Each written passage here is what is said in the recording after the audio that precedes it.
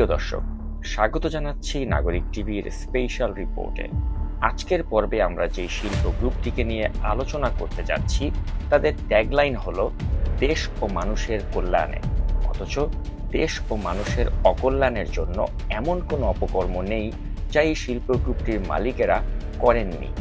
হত্যা, ধর্ষণ, খুন, গুম, ভূমি দখল, অর্থ পাচার, শ্রমিক নির্যাতন ইত্যাদি নানা ধরনের অপকর্মের পরেও বসুন্ধরা গ্রুপ নামক এই শিল্প প্রতিষ্ঠান ও এর কর্তা ব্যক্তিরা সবসময় থেকে যাচ্ছেন ধরাছোঁয়ার বাইরে। অনেকেই মনে করে থাকেন এই শিল্প গ্রুপটির এতটা ক্ষমতার অপব্যবহার করার সাহস জুগিয়েছে বাংলাদেশের সবগুলো রাজনৈতিক দল, অর্থাৎ যখন যে দল ক্ষমতায় এসেছে তারাই এদের পৃষ্ঠপোষকতা করেছে। অথচ প্রকৃত সত্য হলো বসুন্ধরা গ্রুপের মতো এতটা কুখ্যাত একটি গ্রুপের উত্থান এবং আজকের এই অবস্থানে আসার পেছনে মূল কারিগর হলো ফ্যাসিস্ট বর্তমান ক্ষমতাসীন আওয়ামী লীগ সরকার। আওয়ামী লীগের সাথে সুসম্পর্ক কাজে লাগিয়ে বসুন্ধরা গ্রুপ এবং আওয়ামী লীগ উভয়েরই স্বার্থ সিদ্ধি হয়েছে। প্রিয় দর্শক, আজকের স্পেশাল রিপোর্টের মাধ্যমে আমরা প্রমাণ করতে যাচ্ছি বসুন্ধরা গ্রুপ এবং আওয়ামী লীগের এই অনৈতিক সম্পর্ককে। চলুন প্রবেশ করি আমাদের মূল রিপোর্টে। আওয়ামী লীগ ও বসুন্ধরা গ্রুপের ক্রাইম সিন্ডিকেটের মুখোশ উন্মোচন। প্রিয় দর্শক, বিএনপি বা বেগম খালেদা জিয়াকে দুর্নীতিবাজ প্রমাণ করতে কুখ্যাত ফখরুদ্দিন বা মঈনুদ্দিনের সরকার এমন কোনো মিথ্যাচার নেই যা করেনি। ১/১১ সেই সরকারের অন্যতম পৃষ্ঠপোষক ছিল মতিউর রহমান সম্পাদিত দৈনিক প্রথম আলো পত্রিকা। এই পত্রিকাতে খালেদা জিয়াকে দুর্নীতিবাজ প্রমাণ করতে বসুন্ধরার মালিক আহমেদ আকবর সোবহান ওরফে শাহ আলমের ছেলে সাফিয়াত সোবহান সানভীরকে সাব্বির হত্যা মামলা থেকে বাঁচিয়ে দিতে সাবেক স্বরাষ্ট্র প্রতিমন্ত্রী লুৎফুজ্জামান বাবরের বরাতে একটি সংবাদ প্রকাশ হয়েছিল। ওই সংবাদের শিরোনাম ছিল খালেদার সম্মতিতে বসুন্ধরার কাছে ১০০ কোটি টাকা চেয়েছিলেন তারেক। প্রিয় দর্শক, খালেদা জিয়া যদি সত্যিই এমন কোনো দুর্নীতি করতেন তাহলে আওয়ামী লীগ নিঃসন্দেহে জিয়া অরফানেজ ট্রাস্টের মতো ঠুনকো ও ভুয়া মামলায় খালেদা জিয়াকে না ফাঁসিয়ে বসুন্ধরার কাছে ১০০ কোটি টাকা নেয়ার এই ঘটনায় খালেদা জিয়া ও তারেক রহমানকে ফাঁসাতো। অর্থাৎ আওয়ামী লীগ নিজেও জানে এই কল্পিত ১০০ কোটি টাকার ঘটনাতে তারেক রহমান ও বেগম জিয়াকে ফাঁসাতে গেলে বুমেরাং হয়ে যেতে পারে। অর্থাৎ একথা বলার অপেক্ষা রাখে না যে বসুন্ধরার সাথে বিএনপির অনৈতিক লেনদেনের এই কথিত গল্প স্বয়ং আওয়ামী লীগও বিশ্বাস করেনি।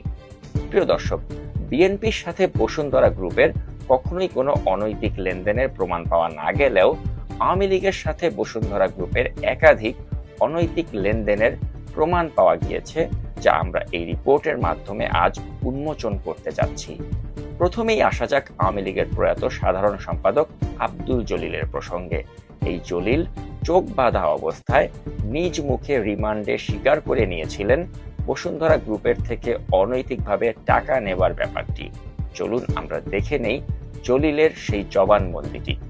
বসুন্ধরা গ্রুপ থেকে কি আপনারা যে টাকা যে কি পরিমাণ টাকা নিতেন বলেন তো একটু।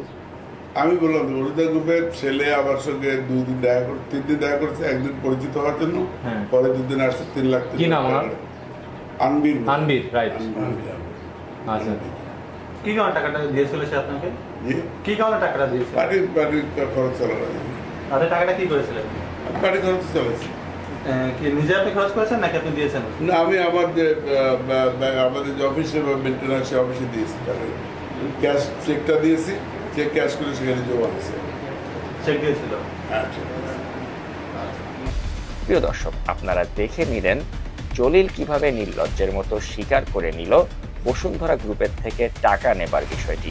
আওয়ামী লীগের মতো একটি সন্ত্রাসী ও ফ্যাসিস্ট দলের পৃষ্ঠপোষকতা করেই মূলত বসুন্ধরার মালিক শাহ আলমের আজকের এই উত্থান। এই উত্থানের কারণেই শাহ আলমের মতো একটি ভূমিদস্যু আওয়ামী লীগের একজন মন্ত্রীকে ধমকাতে বা চাকরিচ্যুত করতেও কলকাঠি নাড়তে পারেন। ডিটেইল এরিয়া প্ল্যান বা ড্যাপ নিয়ে এক মতবিনিময় সভায় তৎকালীন আওয়ামী লীগের পূর্ত মন্ত্রণালয়ের প্রতিমন্ত্রী আব্দুল মান্নান খানকে ধমক দেবার ধৃষ্টতা দেখিয়েছিলেন ভূমিদস্যু শাহ আলম। পরবর্তীতে এই মন্ত্রীর মন্ত্রিত্ব চলে গেলেও শাহ আলমেরা এখনো আছেন বহাল তবিয়তে। এ থেকেই বোঝা যায় আওয়ামী লীগের মতো একটি দুর্বৃত্তায়িত রাজনৈতিক দলে শাহ আলমের মতো একজন দুর্বৃত্তের গুরুত্ব কত বেশি। প্রিয় দর্শক, চলুন দেখে নেই শাহ আলমের সাথে আব্দুল মান্নানের সেই বিতর্কটি।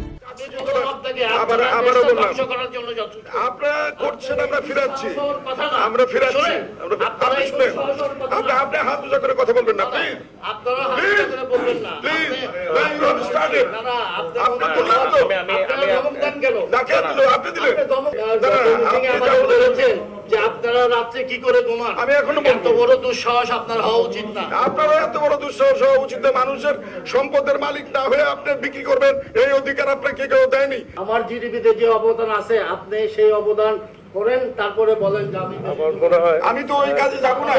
ডিটেল এরিয়া প্ল্যান বাস্তবায়নের পক্ষ বিপক্ষ নিয়ে বসুন্ধরার চেয়ারম্যান শাহ আলম আর গৃহায়ন ও গণপূর্ত প্রতিমন্ত্রীর এই বাগযুদ্ধ গত কদিন ধরেই টক অব দ্য সিটি। প্রিয় দর্শক, আলোচিত সাব্বির হত্যা মামলায় অন্যতম আসামি শাহ আলমের ছেলে সানভীর। অনেকেই মনে করে থাকেন সানভীরকে বেকসুর খালাস দেওয়া হয়েছিল বিএনপির সহযোগিতায়। কেউ কেউ ভেবে থাকেন বিএনপির নেতৃবৃন্দ টাকা খেয়েই হয়তো সানভীরকে খালাস করে দিয়েছিল। প্রিয় দর্শক, আজকের এই রিপোর্টের মাধ্যমে আপনাদের এই ঐতিহাসিক ভুলকে আমরা শুধরে দিতে চাই। প্রিয় দর্শক, সাব্বির হত্যা মামলার রায় প্রদান করা হয়েছিল আওয়ামী লীগ সরকার ক্ষমতা গ্রহণের 2 বছর পর, অর্থাৎ 2011 সালে। রাষ্ট্রপক্ষ উপযুক্ত সাক্ষী হাজির করতে ব্যর্থ হওয়াতেই 5 আসামির সবাইকে বেকসুর খালাস দিয়েছিলেন বিচারপতি মোতাহার হোসেন। বিচারক মোতাহার হোসেন তার রায়ে বলেন, রাষ্ট্রপক্ষ বস্তুনিষ্ঠ, প্রকৃত ও বাস্তব সাক্ষী উপস্থাপনে ব্যর্থ হওয়ায় 5 আসামির সবাইকে বেকসুর খালাস দেয়া হলো। অর্থাৎ মোতাহার হোসেন রাষ্ট্রপক্ষকেই দায়ী করেন সানভীরের খালাসের জন্য। সাব্বির হত্যা মামলায় শাহ আলমের ছেলে আসামি সানভীরের পক্ষে উকিল হিসেবে লড়াই করেছিলেন শেখ পরিবারের গুরুত্বপূর্ণ সদস্য, বর্তমানে ঢাকা দক্ষিণের মেয়র ব্যারিস্টার শেখ ফজলে নূর তাপস। মূলত তাপসকে কয়েকশো কোটি টাকা ঘুষ দিয়েই এই মামলা থেকে ছেলেকে নির্দোষ প্রমাণ করেছিলেন চতুর শাহ আলম।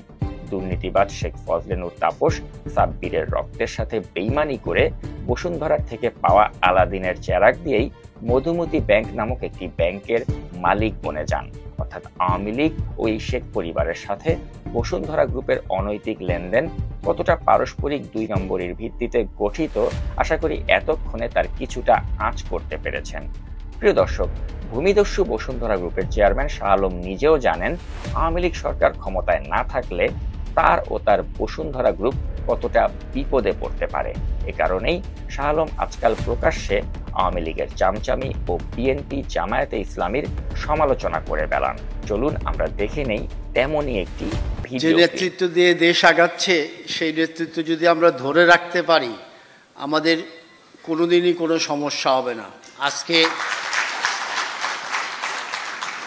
বাংলাদেশের বিরুদ্ধে প্রতি মুহূর্তে ষড়যন্ত্র চলছে। এই যে ডলার সংকট আর্টিফিশিয়াল, আপনারা যদি লক্ষ্য করেন, যেই 6টা ব্যাংকে এই ডলার নিয়ে ফটকা বাজারে করেছে, 6টা ব্যাংকই বিএনপি জামাত সরকারের ছিল এবং তাদের আমলেই সেগুলি হয়েছিল। প্রিয় দর্শক, শাহ আলম প্রকাশ্যে এমনভাবে বঙ্গবন্ধুর প্রশংসা বা বিএনপি ও জামায়াতের সমালোচনা করলেও তার কুলাঙ্গার পুত্র মুনিয়া হত্যা ও ধর্ষণ মামলার 1 নম্বর আসামি বসুন্ধরা গ্রুপের এমডি সায়েম সোবান আনভীর বিশ্বাস করেন বিএনপি বা জামায়াতে ইসলামী ক্ষমতায় আসলেও তাদের কিছুই হবে না। নাগরিক টিভির বার্তা প্রধান নাজমুস সাকিবের সাথে এক ফোনালাপে আত্মবিশ্বাসী আনভীর তেমনটিই বলেছিলেন।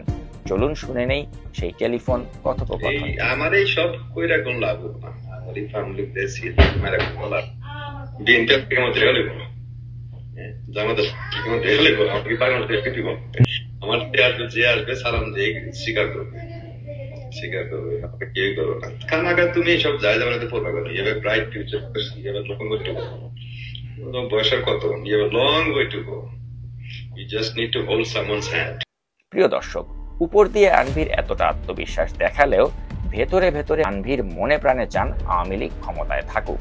আনভীর বিশ্বাস করে আওয়ামী লীগের ঘাড়ে ভর করেই সানভীরের মতোই হয়তো একদিন খালাস পেয়ে যাবে সে। মুনিয়া ইস্যুতে বিএনপি ক্ষমতায় আসলে আনভিরকে যে ছাড় দেবে না সেটি ইতিমধ্যেই পরিষ্কার হয়ে গিয়েছে। বিএনপির সাবেক সংসদ সদস্য হারুনুর রশিদ জাতীয় সংসদে দাঁড়িয়ে 2 বার আনভিরের বিপক্ষে বক্তব্য রেখেছেন।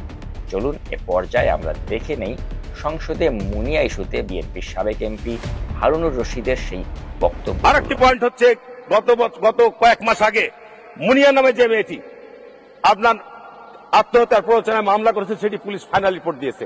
কিন্তু আমরা গণমাধ্যমে দেখেছি যে সেই দিন বসুন্ধরার এমডির তার সাথে ফোন আলাপ, আমরা তাকে নিয়ে ছবি পর্যন্ত প্রকাশিত হয়েছে।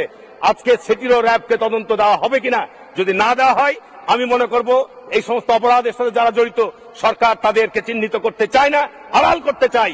এই কারণে আমি মনে করি যে এই বিষয়গুলি সরকারের অত্যন্ত গুরুত্ব দেওয়া দরকার। এই অপরাধগুলোর সাথে যারা জড়িত তাদেরকে দৃষ্টান্তমূলক শাস্তির আওতায় নিয়ে আসা দরকার। মাননীয় স্পিকার, আমাকে কথাগুলো বলার সুযোগ দেওয়ার জন্য আপনাকে ধন্যবাদ। আমি সর্বশেষে আপনাকে বলবো, মাননীয় স্পিকার, আল্লাহ পাক পবিত্র কোরআনে সুস্পষ্টভাবে বলছেন যে তোমরা শয়তানের পদাঙ্ক অনুসরণ করিও না। শয়তান অশ্লীলতা মন্দ কাজে সবসময় নির্দেশ দিয়ে থাকে। যেসব বিবেচনায় আমি তোমাদেরকে ছেড়ে দিয়েছি, ছাড় দিয়েছি, কিন্তু ছেড়ে দিইনি। মাননীয় স্পিকার, আমি অনুরোধ করব যারা আজকে রাষ্ট্রীয় ক্ষমতার দায়িত্বে রয়েছেন, এই অপরাধীদেরকে অবশ্যই যেই হোক না কেন মাননীয় স্পিকার, তাদেরকে আইনের আওতায় নিয়ে আসতে হবে, তাদেরকে সঠিক বিচারের আওতায় আনতে হবে। তাহলে আপনি মাদক বলেন, এই গণিকাবৃত্তি বলেন বা জুয়া খেলা বলেন, তাহলে আপনার নিয়ন্ত্রণে আসবে না, হলে আপনি আনতে পারবেন না। মাননীয় স্পিকার, মাননীয় স্পিকার, আপনাকে সময় দেওয়ার জন্য ধন্যবাদ। দেখলাম কয়েকদিন আগে মুনিয়া, যাকে আপনার বনানী গুলশানে বাড়িতে বসে ব্যভিচারের কেন্দ্র তৈরি করা হয়েছিল, তার সাথে যারা জড়িত, আইন কি নাই? মাননীয় স্পিকার, আজকে স্বরাষ্ট্র মন্ত্রণালয় কি করছে? আজকে অন্য কেউ হলে আজকে তাদেরকে গ্রেপ্তার করা হতো, তাদেরকে আজকে আইনের আওতায় নিয়ে আসা হতো। তারা নিঃসন্দেহে মাফিয়া। মাননীয় স্পিকার, এই সমস্ত ব্যক্তিদেরকে যদি আইনের আওতায় না নিয়ে আসেন, তাহলে মাননীয় স্যার কি হবে? প্রিয় দর্শক, মুনিয়া হত্যা ও ধর্ষণ মামলা থেকে শাহ আলমের ছেলে আনভিরকে বাঁচাতে এখনো ভূমিকা রেখে চলেছেন আওয়ামী লীগের সেই পুরনো সিন্ডিকেট। শেখ ফজলে নূর তাপস এখন আইন পেশায় নিয়োজিত না থাকলেও তার ভাই শেখ ফজলে শামস পরশের স্ত্রী নাহিদ সুলতানা জুথি একজন ব্যারিস্টার হিসেবে আনভিরের পক্ষে লড়াই করছেন ও মামলা প্রভাবিত করতে তদবির করছেন। তাছাড়া আইনমন্ত্রীর বান্ধবী তৌফিকা করিমের মুনিয়া ইস্যুতে বসুন্ধরা গ্রুপের থেকে ঘুষ গ্রহণের বিষয়টি নাগরিক টিভির পক্ষ থেকে প্রায় বছরখানেক আগেই ফাঁস করে দেয়া হয়েছিল। অর্থাৎ আওয়ামী লীগ, আওয়ামী লীগের মেয়র, আওয়ামী লীগের মন্ত্রী, মন্ত্রীর বান্ধবী, আওয়ামী লীগের মন্ত্রীর ভাইয়ের স্ত্রী সবাই মিলে একটি সিন্ডিকেট গড়ে তুলে বসুন্ধরার মতো একটি কুখ্যাত গ্রুপের সেবা দাসের ভূমিকায় অবতীর্ণ হয়েছে। প্রিয় দর্শক, আমরা আমাদের আজকের স্পেশাল রিপোর্টের শেষ প্রান্তে পৌঁছে গিয়েছি। প্রতিপক্ষকে দমনের জন্য বসুন্ধরা গ্রুপ লাঠিয়াল হিসেবে একটি মিডিয়া সিন্ডিকেট গড়ে তুলেছে। বাংলাদেশ প্রতিদিন, Kaler Kantho, Daily Sun, news 24 থেকে শুরু করে বসুন্ধরার সবগুলো মিডিয়ার লাইসেন্স দিয়েছে ক্ষমতাসীন আওয়ামী লীগ সরকার। ফখরুদ্দিন মঈনুদ্দিনের আমলে পরিবারের সব সদস্য সহ দুর্নীতির মামলায় বিদেশে পলাতক ছিলেন বসুন্ধরার শাহ আলম। আওয়ামী লীগ সরকার ক্ষমতায় আসার সাথে সাথেই এই কুখ্যাত পরিবারটি দেশে প্রত্যাবর্তন করে এবং তাদের দুর্বৃত্তপনা চালিয়ে যেতে থাকে। ওবায়দুল কাদেরের ধসে পড়া মঞ্চের মতোই অচিরেই ধসে পড়বে আওয়ামী লীগ ও বসুন্ধরার এই ক্রাইম সিন্ডিকেট। এ প্রত্যাশায় শেষ করছি আমাদের এবারের স্পেশাল রিপোর্ট। এতক্ষণ সাথে থাকার জন্য ধন্যবাদ।